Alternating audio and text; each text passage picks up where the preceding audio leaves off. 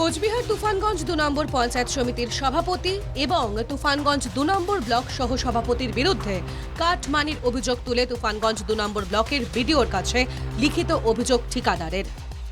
জানা গিয়েছে, গত বছরই টেন্ডারের মাধ্যমে রসিকবিল মিনিযুগ সংলগ্ন পঞ্চায়েত সমিতির আওতাধীন একটি অতিথি নিবাস সংস্করণের জন্য ও ওই ব্লকেরই রামপুর ২ নম্বর গ্রাম পঞ্চায়েতের অঙ্গনওয়াড়ি ভবন নির্মাণের বরাদ দেওয়া হয়। দুটি কাজেরই ঠিকা পান সজল সিংহ নামে এক ঠিকাদার।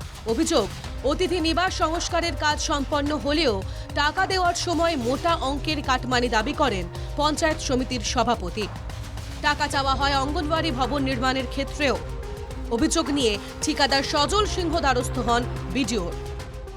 আমি রসিকবিলে একটি কাজ বরাদ্দ পাই তুফানগঞ্জ ২ নম্বর পঞ্চায়েত সমিতির আন্ডারে। তো সেখানে পঞ্চায়েত সমিতির সভাপতি শীতল দাস মহাশয় পরিদর্শনে গিয়ে আমার 90% কাজটিকে উনি ঠিকঠাক হয়নি এরকম একটি অভিযোগ করে আমার আরএ বিলটি আটকে দেন। আমার মনে হচ্ছে যে কোনো একটা কাটমানির জন্য উনি আমার বিলটি আটকে দেন। তৎসঙ্গে আরেকটি কাজ রয়েছে আমার রামপুর সিঙ্গিমারিতে। সেই সিঙ্গিমারি কাজটিতেও কি কাজ অঙ্গনওয়াড়ি, তো সেটাতেও 5% কাটমানি চাচ্ছে নিরঞ্জন সরকার। কাটমানি নিয়ে শাসককে বিদ্ধে ছাড়েননি বিরোধীরাও। বিজেপির জেলা সম্পাদক বিরাজ বোসের মন্তব্য, তৃণমূলের আর এক নাম তোলাবাজ।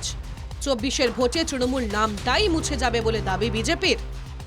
তৃণমূল যেমন একটা নাম, তোলাবাজি সেরকম একটা নাম। তোলাবাজি বললে মানুষ তৃণমূলকে বোঝে এবং একবারে স্বীকার করে নেয় তৃণমূল দল যারা করে তারা তোলাবাজ। সুতরাং ব্লক সভাপতি, জেলা পরিষদের সদস্য এরা তো তোলাবাজি করবেই এবং এই তোলাবাজির ফলেই আজকে পশ্চিমবঙ্গে যে পরিমাণ কেন্দ্রীয় সরকারের সহযোগিতা থাকে, যে রাশি পশ্চিমবঙ্গে আসে তার অর্ধেক রাশি খেয়ে নেয় তৃণমূল কংগ্রেসের নেতা। কাটমানির বিষয়টি অস্বীকার করেন পঞ্চায়েত সমিতির সভাপতি। আমি একদিন অবশ্য গিয়েছিলাম সেটা পরিদর্শনে, কাজটি দেখে আমার মনোভূত হয়নি। সেই কারণে আমি বিডিও ম্যাডামকে বলেছিলাম যে কাজটি ভালো করে দেখে নিতে হবে।